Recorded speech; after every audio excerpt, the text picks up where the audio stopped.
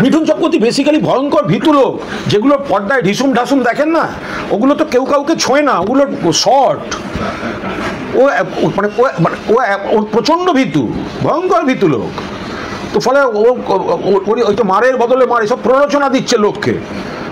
ওরা এইসব করতে যাবে, মানে আপনি বিজেপির কর্মীরা ওইসব করতে গিয়ে একটা গোলমালে জড়াবেন, ওকে দেখবেন ও ততক্ষণে অমুক নাচের অনুষ্ঠানে গিয়ে বসে আছে, হাওয়া হয়ে গেছে এখান থেকে। ফলে ওর এইসব কথা একদম পড়বেন না, এগুলো সব বাজারি গরম করার কথা। আর আমি আবার বলছি, বিজেপি ঠান্ডা হয়ে গেছে, সেটা মিঠুনবাবুও বোঝেন। সেই জন্য নিজেকে গরম করতে গরমকালে গরম জামা পরে নিজেকে গরম করার চেষ্টা করছেন। বিজেপি 50 পার হবে না।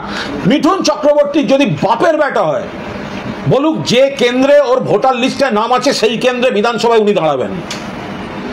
মিঠুন চক্রবর্তী যদি বাপের বেটা হয়, তাহলে পশ্চিমবঙ্গে যে কেন্দ্রে যে এলাকায় উনি ভোটার লিস্টে নাম তুলেছেন, এক বাপের বেটা হলে সেই কেন্দ্র থেকে বিধানসভা নির্বাচনে দাঁড়াবেন, ঘোষণা করে দেখান, ওর জামানত জব্দ হবে বাংলায়।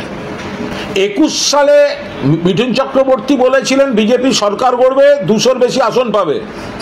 তো সেই প্রেডিকশন তো মেলেনি। ফ্লপ জ্যোতিষী, ফ্লপ জ্যোতিষী, ফ্লপ জ্যোতিষী।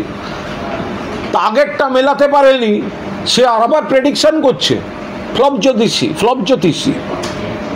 কি করে হতে পারে এটা? 21 সালের ডায়লগ ভুলে গেলাম,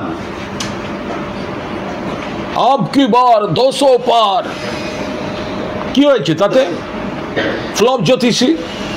আগে জিজ্ঞাসা করুন আগের বারেরটা মেলেনি কেন, জিজ্ঞাসা করুন লোকসভায় এত বড় বড় কথা, ভোটার তালিকায় নাম তুলেছিলেন, তাহলে লোকসভায় লড়লেন না কেন? মুরদ হলো না কেন লড়ার? বাংলার মাটি দুর্জয় ঘাঁটি, তাহলে ভোটার লিস্টে নামটা তুলতে এলেন কেন? আর যদি নামটা তুলবেন তাহলে লোকসভায় লড়লেন না কেন? মিঠুন চক্রবর্তীকে চ্যালেঞ্জ করছি, যদি এক বাপের বেটা হয়, যে কেন্দ্রে ভোটার লিস্টে নাম তুলেছে সেইখান থেকে বিধানসভা লড়বে বলে ঘোষণা করুক, ও জামানত জব্দ করাবো।